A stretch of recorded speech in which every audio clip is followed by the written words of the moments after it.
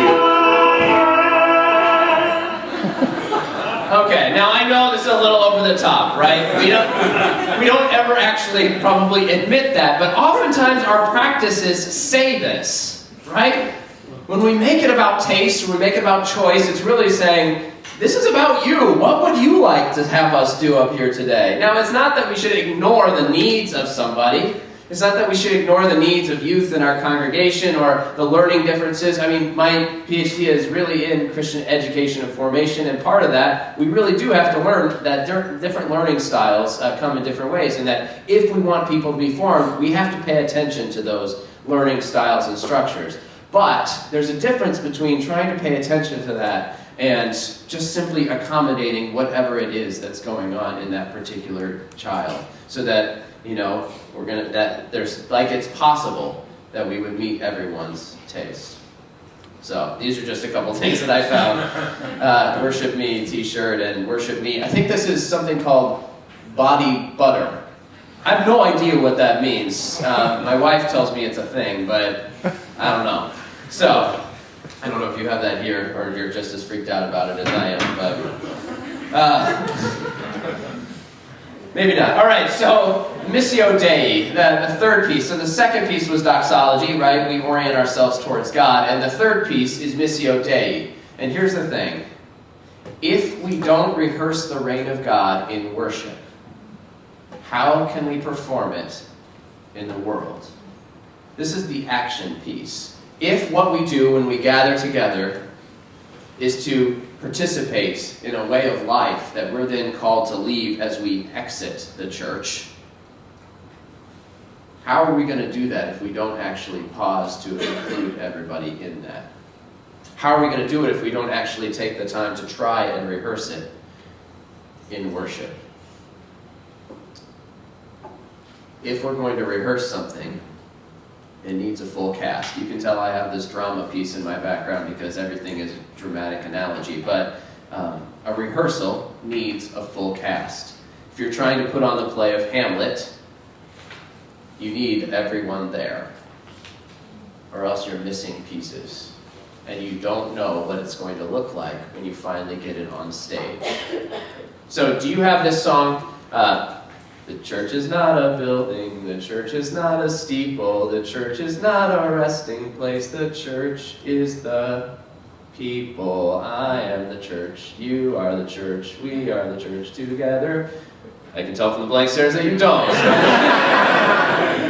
Right? But this is kind of what I mean, right? That the church isn't a building, it's not a steeple, it's not a resting place. The church is the people. I am the church, you are the church, right? What we do when we gather together as a community of faith for worship is we become the church. And then we don't break down the church when we leave. We are still the church out in the world. But what we've rehearsed in worship, we try to then live in the world. But if we don't rehearse it in worship, we're going to be missing certain things out in the world. And then when that happens, everyone loses. So, here's an exercise. Try and find a person in the room who has the same musical taste as you, or the closest. Go. Hello, I'm Traditional Church. And I'm Church at the Movies. So, what music are you listening to? Oh, actually, I just downloaded this really great song. Yeah, hey, we actually sing it at our church. What kind of music do you download? Download? No, the only music I need is right here on Good Old Faithful.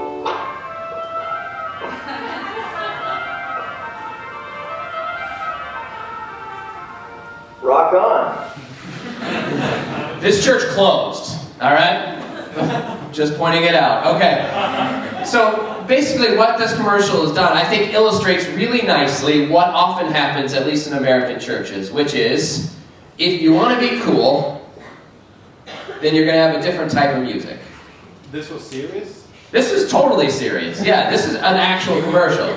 Yeah, all right? So basically what the commercial was trying to say, was something to the effect of, our church is very different than all the other churches out there which listen to old music and have old things and probably old people. But our church has music that we download, that you can download when you go home, that has a band, and we're very cool. So you should come and check us out if you're young, probably. They didn't say that I am putting words in their mouth, but like I told you, this church did eventually close. Partially because you can't make it about taste, right? When we start to make decisions about worship in regard to taste, we lose.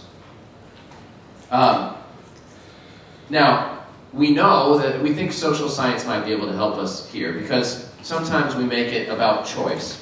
But here's the thing that social science has taught us. Choice doesn't always work out in the end. Now, I'm an American, and I know that one thing we learn very little, when we're very little, is it's so great to have all these different kinds of choices. Well, one sociologist, Barry Schwartz, and I don't know if you've read this book here, or if you have this book here or not, but it's a fantastic book, and I would definitely recommend reading it. But basically what he did was he went out and did all these experiments and all this research, and what he found was that at first it's okay to have a couple of choices, but that we have this sensibility that, okay, the more choices you have, the happier you are. And what he found was actually the more choices you have, for a second, it makes you happy. But really, it's inversely proportional to your happiness. So that the more choices you end up having, the less happy you are. So I have this clip. It's too long to show here, but if we have time at the end, I'll go back and show it to you. But basically what it shows is, it shows the experiments that this guy, Barry Schwartz, did. And one of them was he had these jars of jam. You guys have jam. I've had it here. I don't know if you call it that, but jam, right? And he had basically 20 different types of jam that he set out around Christmas time.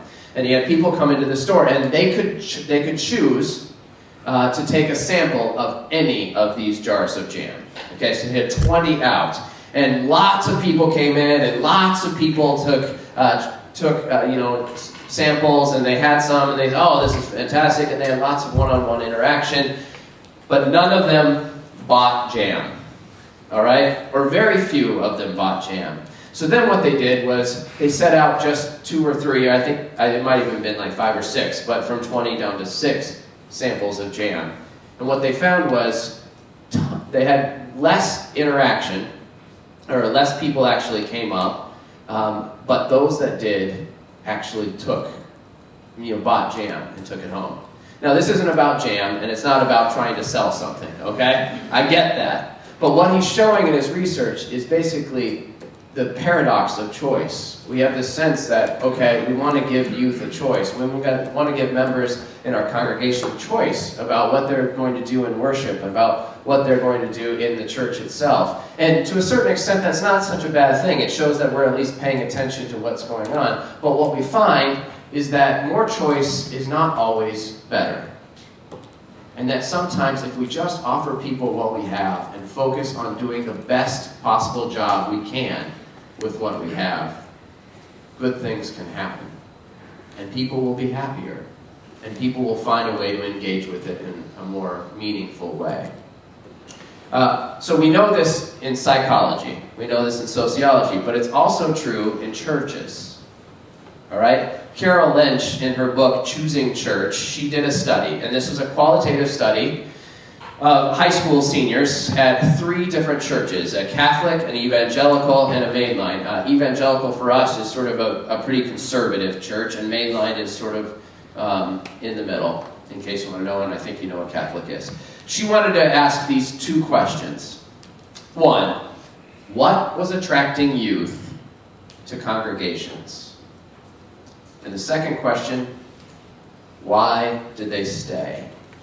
So this was all done in one area of the country, and it's, like I said, it's a qualitative research study, so it's not as if you can really take these results and transfer them anywhere, and I would be wary of necessarily just transferring them into a Norwegian context, as yours is very different. But I think what she found is something that rings true, at least to me, and I would wonder if it rings true to you as well. The first thing, her short answer to what was attracting youth.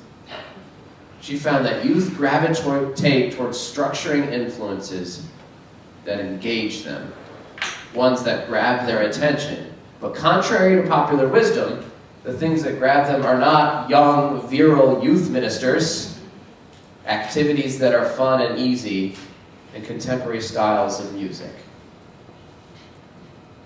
It's these three things. One, a sense of belonging. The youth that she was interviewing over and over again said, I felt like I belonged there. I felt like I was a part of a family. They cared about me when I wasn't there. And they care about me when I am there. Two was a sense of meaning. Right? It offered them an answer to some of those big questions. For me, one of the biggest questions we ask in our life is this: who am I? And as I told you before, I think the Christian answer is a child of God. And in my ministry, whether it's with big people or young people, or young big people, or big young people, the answer is the same. You are, as I am, a child of God. So a sense of meaning. And finally, opportunities to develop competencies. I know that's not as nice as a sense of, but what they're saying is here is a chance to actually participate, a chance to try out something, and to try on something, to try and do something that they haven't had a chance to do, and be trusted enough to fail. Yeah? For me, that was hugely important as a youth, to have some place where it was okay to fail. I think it's important as an adult as well, because I've done it many, many times. Okay, so what was keeping youth? Her short answers. Her short answer was congregations that both teach youth the Christian way of life and create conditions where teens feel they meet God tend to have large numbers of teens who predict that they will continue to be active in the church after they leave home.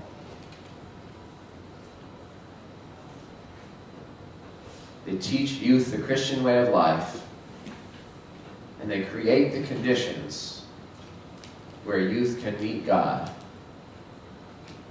Tend to have youth, remember she's just focusing on high school seniors, and for us, then they often go away to school somewhere, which is often far from home. And so what she's asking them is, so do you think this is going to be important to you?